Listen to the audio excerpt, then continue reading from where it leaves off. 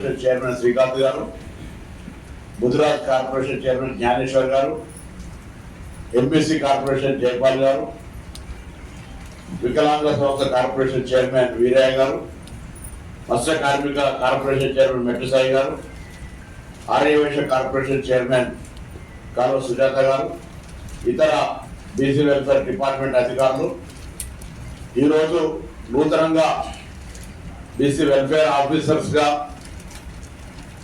నియామక పత్రాలు పొందుతున్నటువంటి వారందరికీ, వారి కుటుంబ సభ్యులకు, ఈ కార్యక్రమాన్ని కవర్ చేయడానికి చేసినటువంటి పాత్రికేయ సోదరులకు, మిగతా అందరూ కూడా పేరు పేరున నమస్కారాలు తెలియజేస్తా ఉన్నా. కొద్దిగా ఆలస్యమైంది, ట్రాఫిక్ వల్ల కొంత మీడియా మిత్రులను ఎగ్జామ్స్ కోరుతూ ఈరోజు హాస్టల్ వెల్ఫేర్ ఆఫీసర్స్గా మీరు ఈ బీసీ వెల్ఫేర్ కుటుంబంలో సభ్యులుగా చేరుతా ఉన్నారు. అంటే ఈ బీసీ వెల్ఫేర్ డిపార్ట్మెంట్ అనేటువంటిది పిల్లల నుంచి దూరంగా వచ్చి మన దగ్గర ఉండి వాళ్ళ భవిష్యత్తుని నిర్వహించుకునేటువంటి విధంగా ఒక వేదిక చేసుకొని చదువుకునేటువంటి ఒక ఈ వెల్ఫేర్ ఆఫీసర్ అనేటువంటి బాధ్యత చాలా అన్ని ఉద్యోగాలు, మనం చాలా ఉద్యోగాలు చాలా రకాలుగా మన జీవనోపాధికి సంబంధించి కావచ్చు, లేదా వృత్తిపరంగా భవిష్యత్తు నడపడానికి సంబంధించినటువంటి విషయంలో కూడా అనేక ఉద్యోగాలు ఉండొచ్చు. కానీ కొన్ని ఉద్యోగాలు చేస్తూ ఉంటే అటు సమాజంలో గౌరవము, ఇటు వ్యక్తిగతంగా కూడా గౌరవాన్ని ఇచ్చేటువంటి ఉపాధ్యాయ వృత్తి కావచ్చు, డాక్టర్ వృత్తి కావచ్చు, లేకపోతే సమాజంలో చెడును బయటికి తీసే జర్నలిజం కావచ్చు, లేకపోతే ప్రజాసేవలో రాజకీయం కావచ్చు, ఇట్లా ఈరోజు హాస్టల్స్ లో కూడా వెల్ఫేర్ ఆఫీసర్ గా ఉంటాయి. పిల్లలకు సంబంధించి తమ పిల్లలే అనుకుంటూ వాళ్ళ సంక్షేమం కొరకు పనిచేసేటువంటిది కూడా, అధ్యాపకులకు సంబంధించి ఆచార్య దేవో, మాతృదేవో, పితృదేవో మన తల్లిదండ్రులతో సమానంగా గౌరవిస్తాం.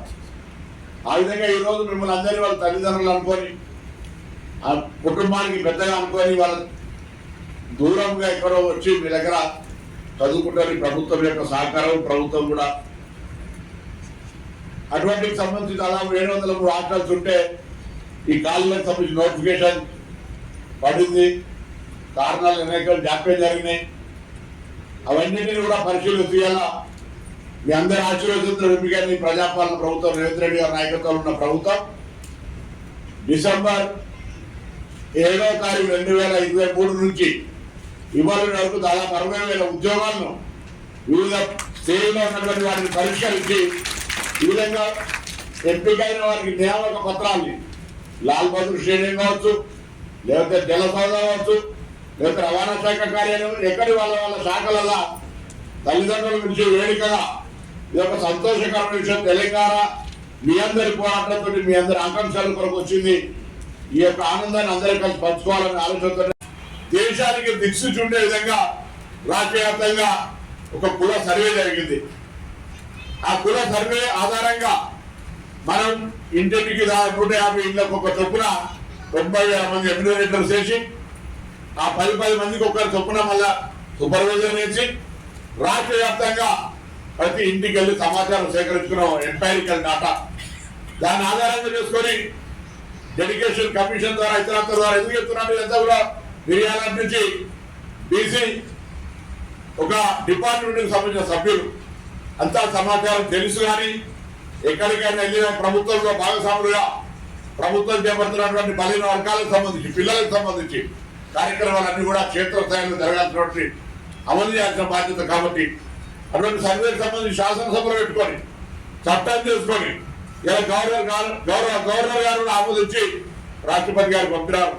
ఇదే దశలో కేంద్ర ప్రభుత్వం కూడా జాతీయ స్థాయి లోపల పనిచేయడానికి కూడా మీ భవిష్యత్తు మార్గదర్శకత్వాన్ని, ఆశీర్వచనాన్ని ఆ కొత్త ఉద్యోగాలు పొందుతున్న వాళ్ళందరికీ ఇవ్వమని కోరుతూ మీ అందరికీ మరొకసారి హృదయపూర్వకంగా నా అభినందన తెలియజేస్తా ఉన్నాను.